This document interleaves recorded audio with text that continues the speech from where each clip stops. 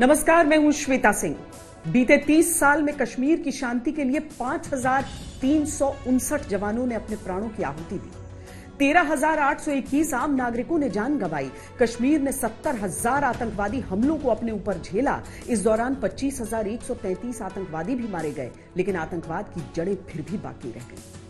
अनुच्छेद 370 खत्म हुआ तो लगभग 2 साल थोड़ी शांति रही, लेकिन अब एक बार फिर से घाटी सुलग रही है। अंदर गुजारिश करन डीएसपी इमाम साहब गुजारिश करन नेबर सरेंडर करियो।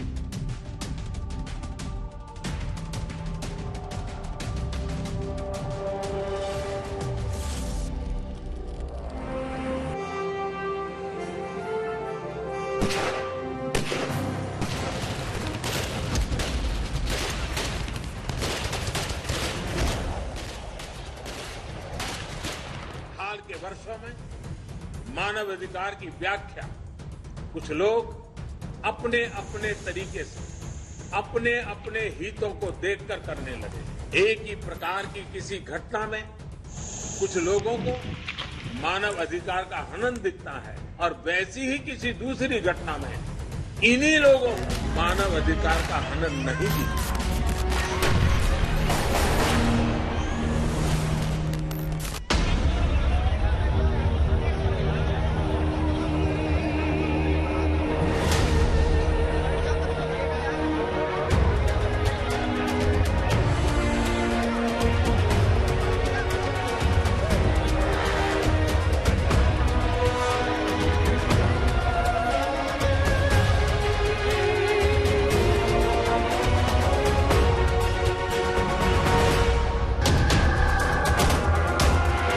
जिसने आतंक की बंदूक उठाई, उन आतंकवादियों को अंजाम तक पहुंचा दिया।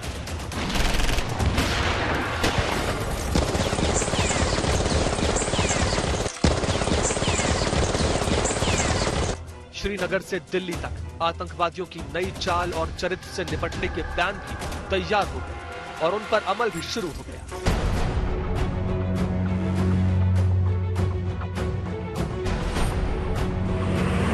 कश्मीर में आतंकी घटनाओं के जिम्मेदार पाकिस्तान को भारत का सब्र चुक जाने की चेतावनी भी दे दी।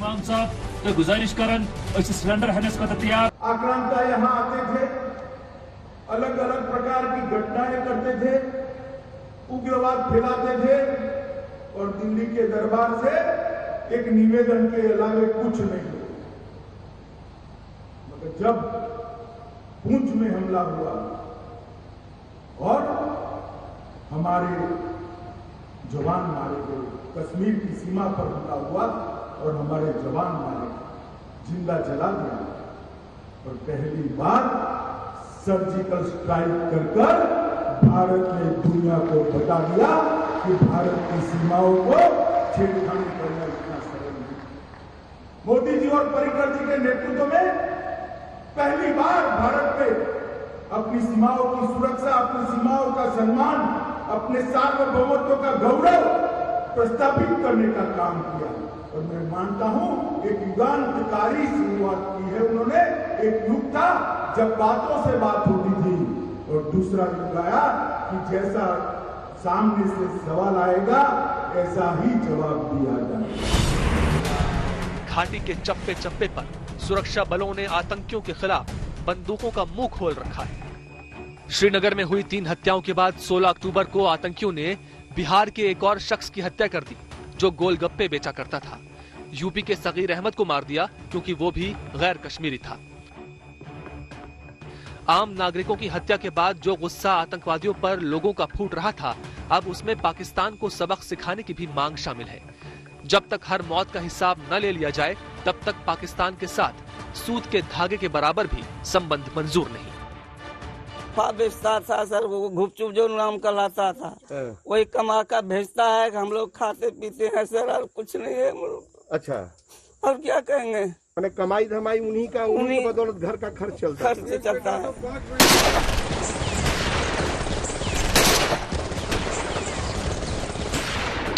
ये ठीक है कि आतंकियों के दुस्साहस का जवाब उन्हें दिया जा रहा है। ये भी ठीक है कि आतंकियों के साथ सहानुभूति रखने वाले स्थानीय आतंकवाद के समर्थक भी सुरक्षा बलों और जांच एजेंसियों के रडार पर है। 140 150 तो पहले भी थे, भरे हुए थे, बट आज की तारीख में रेकी चल रही है, अटेम्प्ट्स की कोशिश जारी है और आपको दिख गया है अटेम्प्ट का नजरिया एंड मैं आपको यकीन बताता हूं कि आप चिंता न करें, कोई भी अटेम्प्ट होगा वो न्यूट्रलाइज होगा। इसमें कोई संदेह नहीं कि आतंकवाद जितना और जितनी बार सर उठाएगा उतनी बार वो सर कुचल दिया जाएगा, लेकिन घाटी की मौजूदा स्थिति एक खतरनाक सच सामने ला रही है।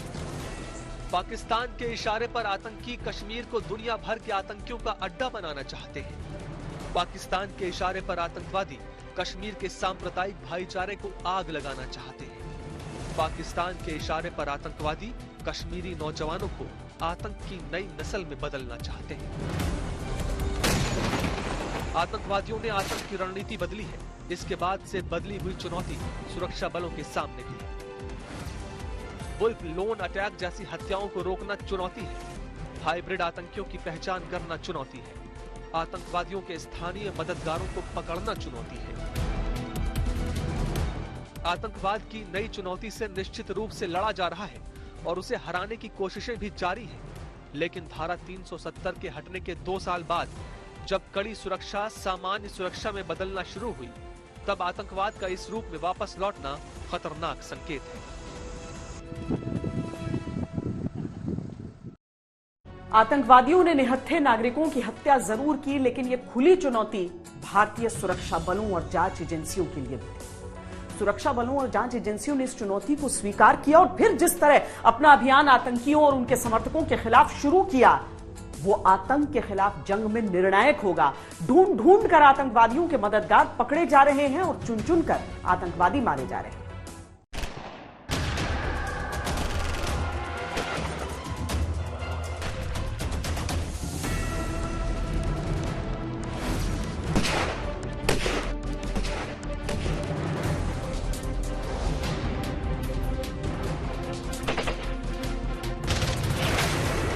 आतंकवादियों ने सोची समझी साजिश के तहत आम नागरिकों का मर्डर किया तो उन्हें इसकी सजा मिलनी है।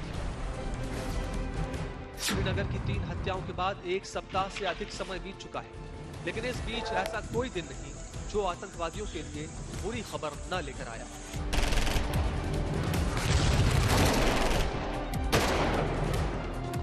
इन्फिल्ट्रेशन कंप्लीट करने की कोशिश है। नंबर्स कम हो गए हैं कश्मीर वादी के अंदर, लोकल टेररिस्ट बन नहीं रहे उनके पास, सिचुएशन अच्छी है, पीस स्टेबिलिटी है। ये सब चीजें देख करके जो सेपरेटिस्ट हैं या पाक पॉक्सीज हैं, ये थोड़ा सा नाखुश हैं। मे बी इसकी तरफ ये उनका ध्यान है।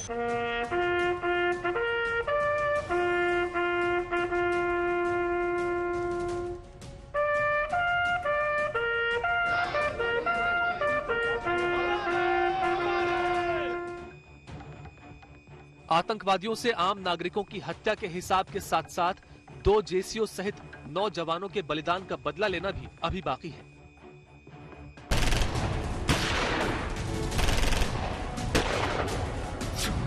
दवा विक्रेता मक्खनलाल बिंद्रू, प्रिंसिपल सुपिंदर कौर और दीपक चंद की हत्या के बाद सुरक्षा बलों को खबर मिली थी कि आतंकवादी एलओसी के पुंछ सेक्टर में छुप गए हैं। सुरक्षा बलों ने जैसे ही उनका तलाशी अभियान शुरू किया, जंगल में छिपे आतंकवादियों ने फायरिंग की।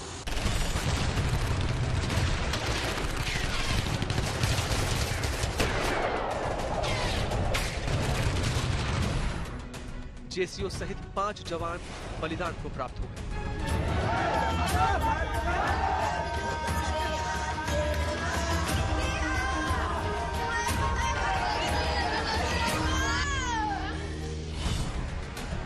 कुछ दिन बाद बिम्बर गली में आतंकियों से मुठभेड़ के दौरान भी एक जेसीओ ने अपने प्राणों की आहुति दी। 2 जवान घायल भी हो गए थे जो बाद में शहीद हो गए। पुंछ के सुरनकोट में 16 अक्टूबर को 2 जवान और वीरगति को प्राप्त हो गए।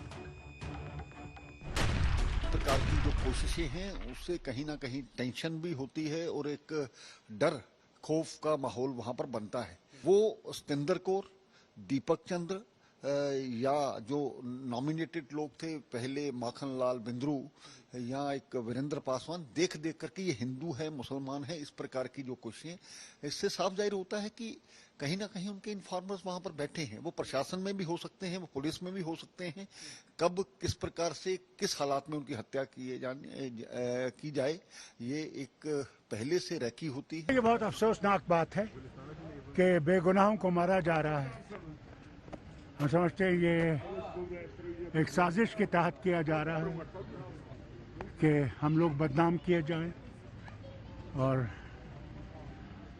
इसमें हमारा हाथ नहीं है, कश्मीरियों का हाथ नहीं है। क्या माहौल को खराब करने की कोशिश की? जी हाँ, माहौल को भी और कश्मीरियों को बदनाम करने की कोशिश की जा रही है। जवानों के बलिदान ने सुरक्षा बलों के संकल्प को इस बात के लिए मजबूत कर दिया कि अब जब तक एक एक आतंकी को मौत के घाट नहीं उतार देंगे, चैन से नहीं बैठेंगे। फिलहाल बड़े बड़े आतंकियों का यही हश्र हो रहा है। इस कड़ी में सबसे बड़ा नाम है जैश ए मोहम्मद के कमांडर शमीम सोफी का। जैश कमांडर को सुरक्षा बल के जवानों ने पुलवामा जिले के त्राल में मार गिराया। 8 अक्टूबर से अब तक आतंक के कई मोहरे मिट्टी में मिल चुके हैं। हिजबुल मुजाहिदीन का आकिब बशीर, लश्कर तैयबा का इम्तियाज अहमद, जैश मोहम्मद का यावर गनी डार, लश्कर का दानिश हुसैन डार, हिजबुल का यावर हसन नाइकू, लश्कर टीआरएफ का मुख्तार अहमद शाह, हिजबुल का खुबैब अहमद, लश्कर टीआरएफ का उबैद अहमद डार और जैश का शमीम अहमद सोफी। रोज आतंक के ठिकाने नष्ट किए जा रहे हैं और रोज आतंकवादियों और उनकी मौत के बीच की दूरी घटती जा रही है।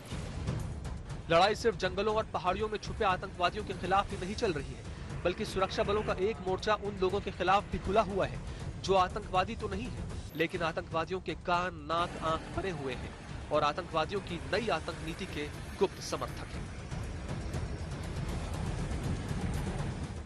आतंकवादियों के खिलाफ कार्रवाई करते हुए सुरक्षा बलों ने 900 से ज्यादा लोगों को गिरफ्तार किया। ये लोग सीधे तौर पर आतंकवादी नहीं थे, बल्कि जैश ए मोहम्मद, अल बद्र और टीआरएफ जैसे आतंकी संगठनों के आतंकवादियों के छिपे हुए मददगार थे। इन मददगारों की मदद से आतंकवादियों ने हत्याओं और दहशत का नया पैटर्न तैयार कर लिया। ऐसे छिपे हुए मददगार सबसे अधिक दक्षिण कश्मीर में हैं और पूरे कश्मीर में इनकी संख्या बहुत अधिक है।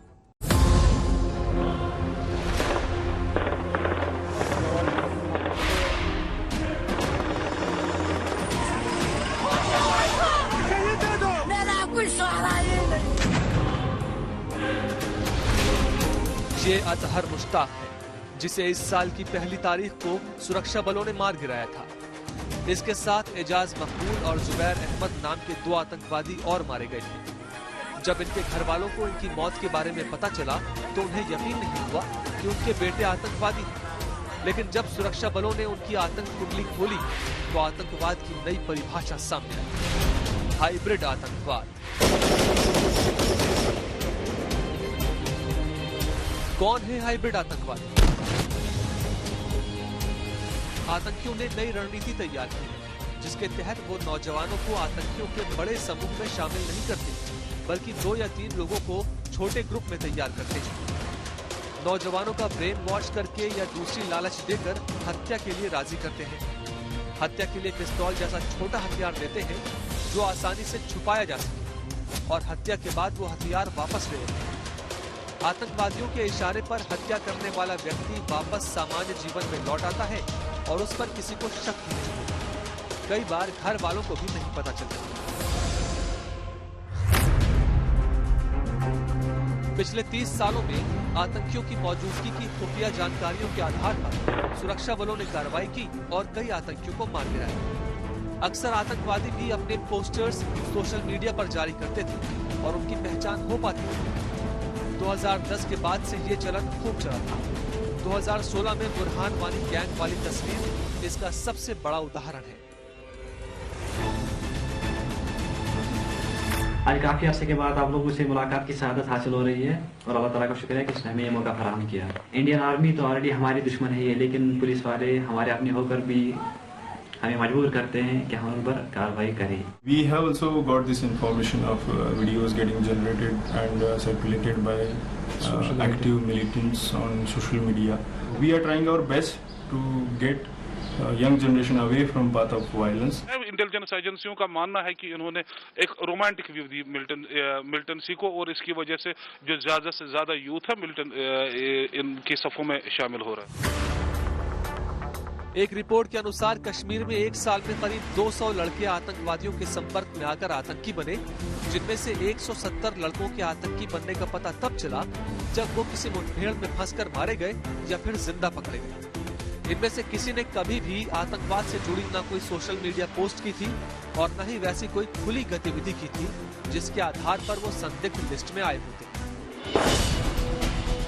आतंक का ये नया चेहरा सुरक्षा बलों के लिए भी बदली हुई चुनौती है, जिन्हें पार्ट टाइम आतंकी भी कहा जा सकता है। अब तक इंटेलिजेंस रिपोर्ट्स के आधार पर उन्हें आतंकियों के होने की सूचना मिलती थी और वो कार्रवाई करते थे, लेकिन ये नए आतंकवादी घरों का हिस्सा हैं और सबसे छुपे हुए हैं। पाकिस्तान की ये साजिश भी लेकिन अब बेपर्दा हो चुकी है और घाटी में आतंक का हर चेहरा ढूंढ कर बाहर निकाला जा रहा है। ऐसे लोगों की लिस्ट लंबी है जो रोज लंबी हो रही है। आतंकवादियों के मददगारों को पहचाना जा रहा है और आतंकवादियों को चिन्हित करके सुरक्षा बल उन्हें अंजाम तक पहुंचा रहे हैं। पूरे जम्मू कश्मीर में आतंकवाद के खिलाफ आक्रामक अभियान जारी है। हर दिन आतंकवादियों की मौत का दिन साबित हो रहा है।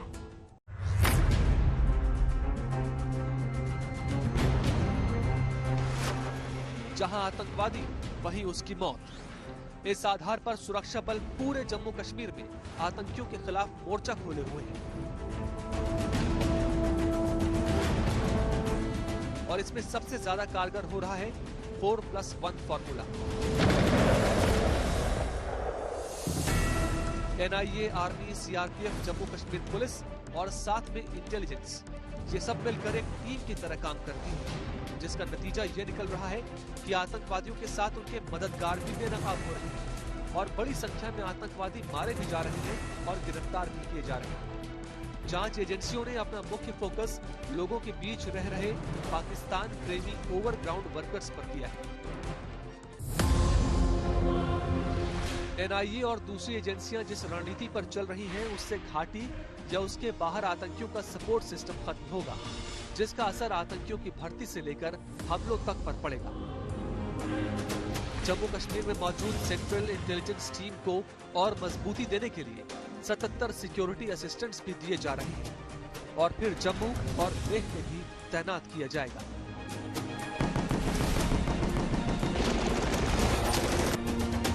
आतंकियों के हमदर्द ओवरग्राउंड वर्कर्स पर निर्णायक चोट कश्मीर की शांति के लिए जरूरी है, क्योंकि ये लोग सामान्य तौर पर सहूलियतों का इस्तेमाल आतंकियों की मदद में करते हैं।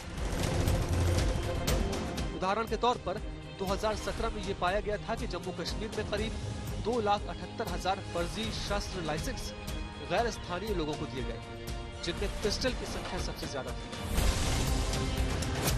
हाल की हत्याओं में पिस्टल का ही इस्तेमाल अधिक किया जाता है, जो चौंकाता है। जम्मू कश्मीर के अलग अलग हिस्सों में आतंकियों से सुरक्षा बलों की मुठभेड़ें लगातार चल रही हैं और मारे जा रहे आतंकियों की लिस्ट लंबी हो रही है, लेकिन चुनौती बड़ी और बदली हुई है, यानी लड़ाई लंबी चलेगी।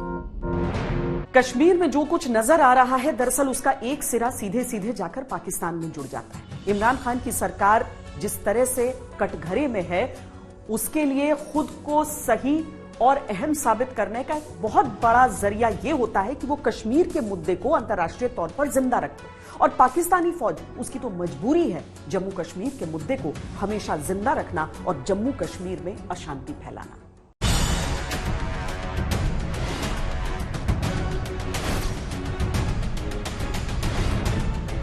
राजधानी दिल्ली से पकड़ा गया अशरफ हो या उरी सेक्टर से पकड़ा गया बाबर, दोनों एक ही सिक्के के दो पहलू हैं, और वो सिक्का है पाकिस्तान, जिसे गढ़ा है ISI ने। अशरफ 8 साल तक कश्मीर में आतंकियों का हैंडलर बना रहा और बाबर अभी कश्मीर में आतंकवादी वारदात करने आया था।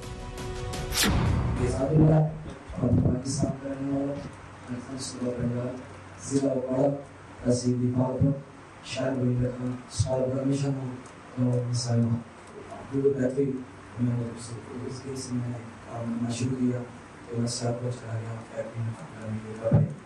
तो उधर एक आसान लड़का था जो सब कॉन्ट्रैक्ट बहुत चीज थी, तो उसके साथ वो लश्कर पैदा के लिए 22 साल के लड़के का काम करता था।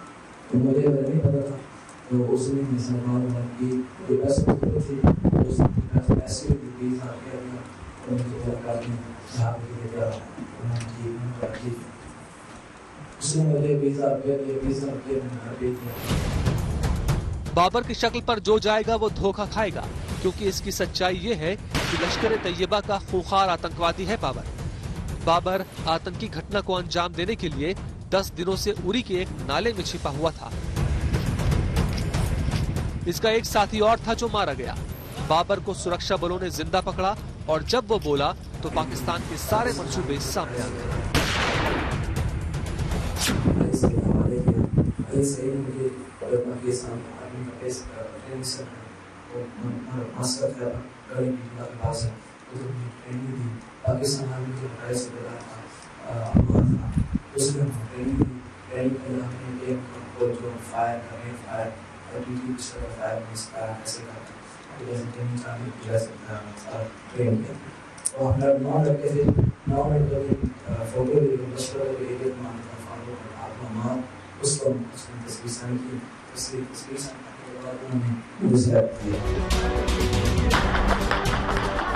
बाबर कश्मीर में पाकिस्तान की शिकस्ता ख्वाहिशों का जीता जागता दस्तावेज है और उसका बयान ये साबित करने के लिए काफी है कि अगर पूरी दुनिया में कहीं की मिट्टी आतंकवादियों को पैदा करती है तो वो पाकिस्तान है। अगर किसी देश को आतंकवादियों की पनाहगाह कहा जा सकता है तो वो पाकिस्तान है।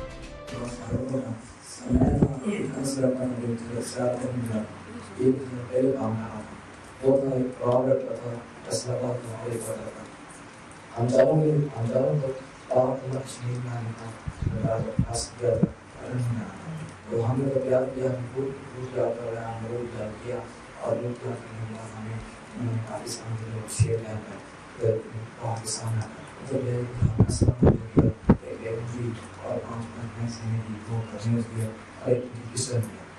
हमने इस्तेमाल किया, राशन दिया, आपने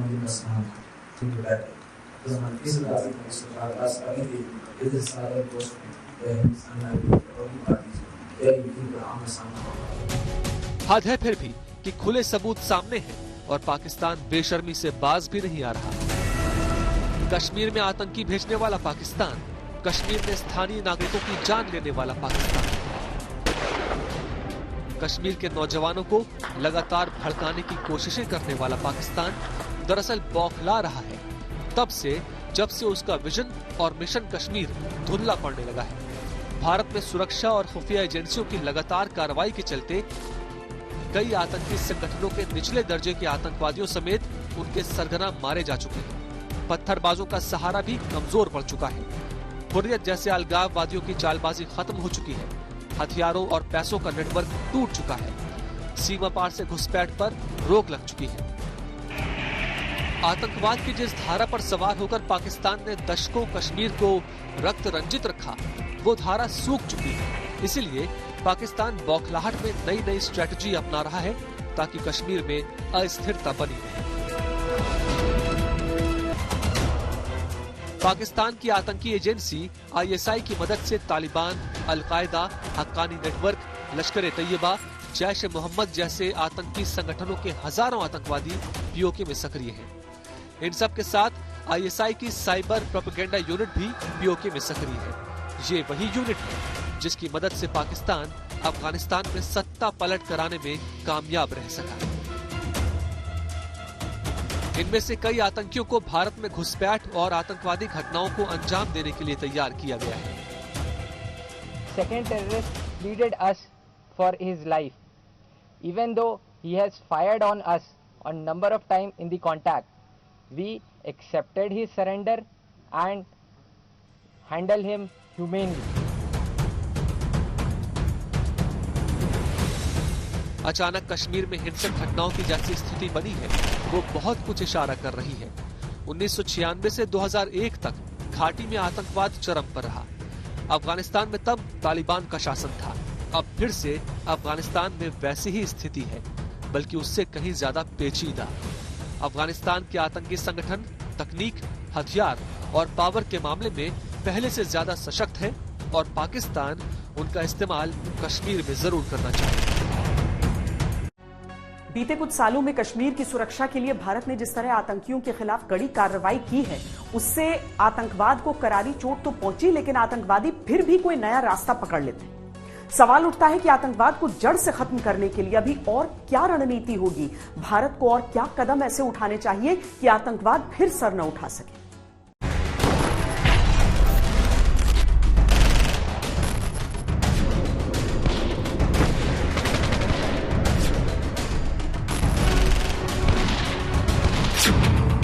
आतंकवाद का सवाल उठता है, भारतीय सुरक्षा बल जवाब दे देते हैं।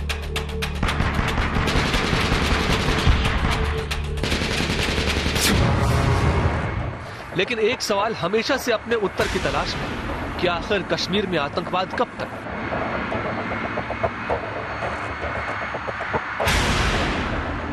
पाकिस्तान प्रायोजित आतंकवाद को आखिरी जवाब कब तक?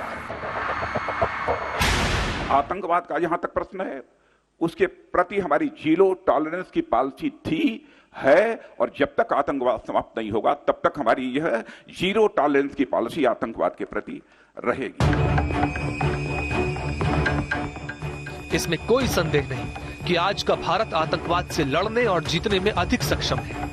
इंटरनेशनल बॉर्डर और एलओसी पर बाड़ लगाई जा चुकी है। सिक्योरिटी नेटवर्क में काफी बदलाव हो चुका है। सरहदों पर सुरक्षा बलों को फ्री हैंड दिया गया है।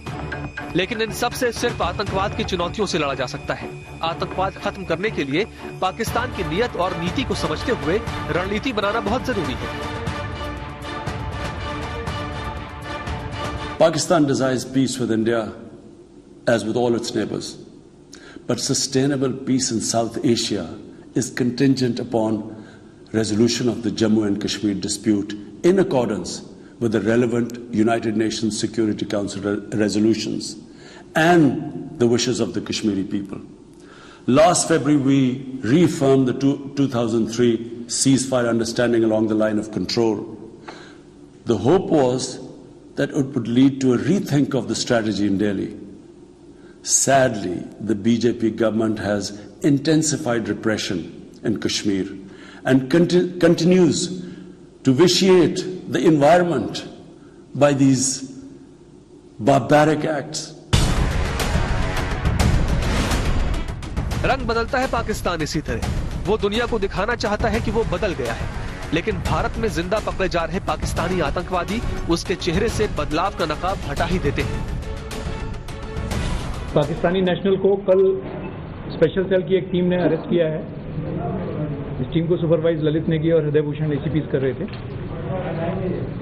ये पाकिस्तानी नेशनल पिछले एक डिकेड से ऊपर से इंडिया में रह रहा था और इंडियन आइडेंटिटी एक्वायर की हुई थी। इसके इंस्टेंस पे AK-47 मैगजीन्स, पिस्टल्स 2 और कार्ट्रिजेस और एक ग्रेनेड रिकवर किया गया है।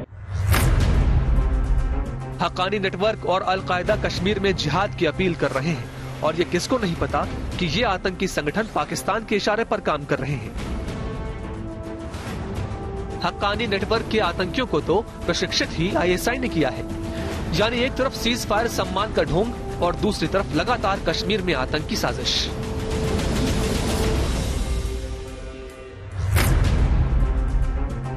सरहद पर सेना और BSF के जवानों को लगातार सतर्क रहना होगा और इसमें सीमावर्ती गांव वालों की मदद भी लेनी होगी। सरहदी गांव के लोग सुरक्षा कवच में आंख कान की भूमिका सबसे अच्छी निभा सकते हैं। सरकार ने BSF के अधिकार हाल ही में बढ़ाए हैं, जिनके आधार पर अब वो सीमा के 50 किलोमीटर अंदर भी कार्रवाई कर सकते हैं।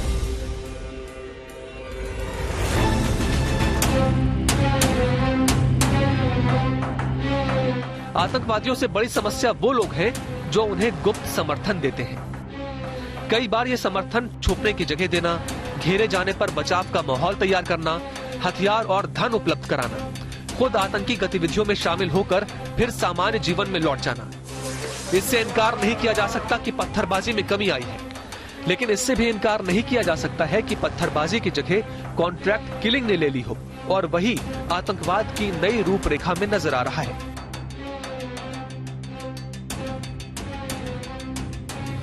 एक सर्जिकल स्ट्राइक और एक एयर स्ट्राइक ने पाकिस्तान को सबक तो सिखाया, लेकिन उसका असर थोड़े समय के लिए ही हुआ। इस समय पीओके आतंकवादियों का अड्डा नहीं बल्कि आतंकवादियों की जन्नत बन चुका है। लगातार सबक सिखाने के विकल्पों पर विचार करने का विकल्प भी खुला रहना चाहिए और समय समय पर कड़ी कार्रवाई करनी चाहिए। पाकिस्तान के खिलाफ अंतर्राष्ट्रीय स्तर पर भारत को लगातार आक्रामक बने रहने की जरूरत है और जरूरत है हर बार उसे एक आतंकी देश साबित करने की मांग करना। जरूरत है हर बार उसके आतंकी चेहरे की नुमाइश लगातार करते रहना। वैसे देखा जाए तो आतंकवाद के खिलाफ दुनिया का रवैया अब भी वैसा नहीं जैसा होना चाहिए था। किसको नहीं पता कि पाकिस्तान आतंकियों की नर्सरी है, लेकिन वो समय समय पर आतंकी संगठनों पर कार्रवाई का नाटक करता है, दुनिया खामोश हो जाती है। पाकिस्तान के आतंकी संगठनों का नाम बदल जाता है लेकिन चेहरा और चाल वही रहता है। कश्मीर में हत्याओं की जिम्मेदारी लेने वाला संगठन टीआरएफ भी पाकिस्तान का वही प्यादा है जिसे चलकर वो दुनिया को भ्रम में रखना चाहता है।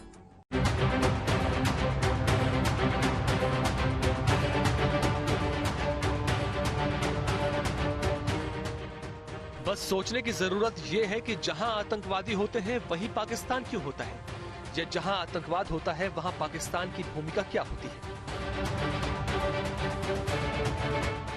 या किसे नहीं पता कि कश्मीर में जो द रेजिस्टेंस फ्रंट जैसे आतंकी संगठन है वो कहां से आते हैं और किसके इशारे पर काम करते हैं।